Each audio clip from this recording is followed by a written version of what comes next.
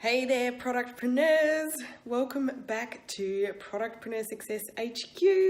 Catherine Langman here, and I just have released a new blog this morning all about how to boost your e-commerce sales. And this is really prompted by a lot of people in my audience, client base, and others who I can see are really kind of at that point where they just really need to boost sales on their website. So, we are kind of at the beginning of the lead up into the holiday season. We're at the start of spring here in Australia, so new products coming out and being released and all sorts of things. But also, I have been hearing a lot of people talking about their website just not performing that great, and it's not converting the sales that they would really like, and not really knowing what to do to fix it. And it can feel a little bit demoralizing, I know, when you see, other websites that or other businesses that you can see that they're just doing absolutely amazing things, and the green-eyed monster can get the better of us sometimes, and we want to be like that. And fair enough. So my latest blog post, you can see in the link, gives you 12 ideas for how you can start to boost your e-commerce sales fast. So these are, quick stop ideas that you can kind of get up and running really quickly, and they should give you a fairly quick boost to your sales. So without further ado, I've got my list right here behind me, behind the camera. So the first idea, and this is in no particular order, I don't have any particular favorites on this list. So in no particular order, the first idea is to run a clearance sale. Now, as I said, we are in a new season, so if you do have any old season stock lying around, now is the time was about, the latest time that you might want to get rid of it. Or you can have a clearance section on your website and include it, as a link in the bottom of your email newsletters as well. So a lot of times we'll see that customers will go and buy something new, and then they'll go to the sales section and add some of those things as well. Second idea is to hold a Facebook garage sale. Now, a couple of my clients have done this with quite good success. Again, this is when you're really wanting to get rid of old stock. And anything that's just been sitting around, it's taking up shelf space, and it's also taking up capital. So freeing up some cash from that stuff would be ideal. So generally speaking, you don't expect to make huge amounts of profit on a garage sale type event. It's to clear that stock and to free up that cash so you can spend it on something else that's going to sell better.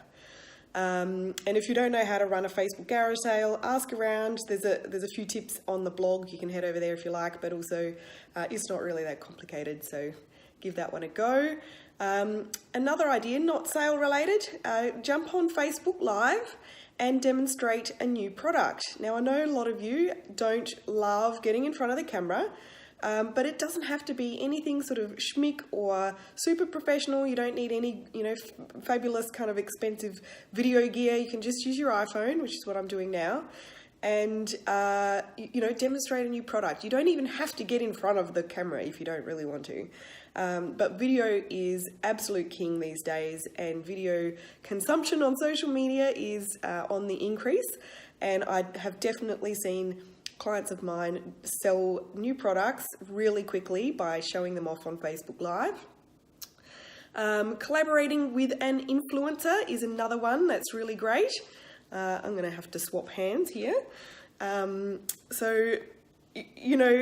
It's not a new thing to collaborate with an influencer. This is a strategy that's been around for a while now. But where it works is if you are, it needs to be something that you do sort of several times. So it's not like a one-off type thing that you work with one influencer and then, expect that to be an overnight hit of sales success. So try and kind of make it a regular monthly thing if you are going to give that a go. I have had clients see about 30% spike in sales from regularly, on a monthly basis, working with some good quality influencers that share their customer base. Another one is to run a themed promotion. So themed promotions like Mother's Day, World Environment Day, Breastfeeding Day or Week. I think that's been just recently. Coming up, there's obviously Black Friday, Cyber Monday. That's a pretty big campaign. But, themed promotions like, even something like something to do with spring now that we're in spring. Pick some kind of an anchor point that you can theme a promotion around. Put together some cool bundles that work with that theme, and pull together some imagery that relates to the theme, and get that out there on social media and email, and of course on your website. What else have I got on my list? Oh, promos like buy 2 get 1 free, that sort of thing. Any kind of bundle that entices a slightly bigger average order value is good for you, but it's also giving good value to the customer. They usually work really well.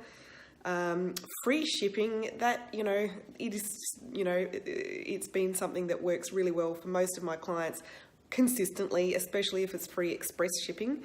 I know express shipping can be expensive in Australia, but if you are able to do it even just like a flash event over a weekend, you should see a good spike of sales from that. Another cool idea, and again, this is not a discount related thing, is if you run a loyalty program, remind your loyalty point holders to use up any points that are due to expire. So that's, that takes a little bit of digging around in your system. It's not too onerous though, and you may see some good sales from that, especially if you combine that with some other kind of promo as well, so give them some kind of excuse to get onto it. Do a product launch. So I'm a big fan of pulling together, comprehensive product launch campaigns. And I definitely have some other blogs on my website that you can go and check out if you want to find out a bit more about how to run a solid product launch. But if you do have anything new, don't just put it out sort of in the mix of a newsletter. Make a big song and dance of the new stuff. Really bring people's attention to what is new and invite them to come and buy it. And if you have several things that are new, don't launch them all at once. Kind of split them up and give everything a little bit of its own attention, if that makes sense. Running a giveaway. Now, how on earth could a giveaway drive sales for you? Well, here is a cool idea. If you have a product that's, one of your most popular products, preferably something that is of a reasonably high value, like a couple of $100, offer that up as a giveaway, run it for a month. Excuse me, I'm at the tail end of a cold at the moment. Run a giveaway, and basically how you enter is anyone who spends over a certain dollar amount in your store for the month gets to enter the giveaway. Now, if you are offering up a super popular hot ticket item as the prize, you need to sort of include the statement that if because what can happen is people, if these things sell out, as has happened with clients of mine in the past, they've used a really popular product for the giveaway and they sell out really fast. So the condition there is if you have already bought it, like if you actually buy that item because you don't want to miss out, you don't want to risk missing out, and then you end up winning, then you get your purchase price refunded. So hopefully that makes sense. But that can really drive some good sales as well. Getting to the end of the list here, use scarcity. So this really goes for anything that you are doing, but any type of promotion that you are using to drive sales, you must use scarcity. So that means, you need to give an end date to the promotion or the offer or the launch or whatever it is that you are doing. And don't make it too far in the future. Like, try and run it over a period of days or a week. So if you want to make sales now, don't offer this thing for a really long time. And remind people of that due date, the end date coming up.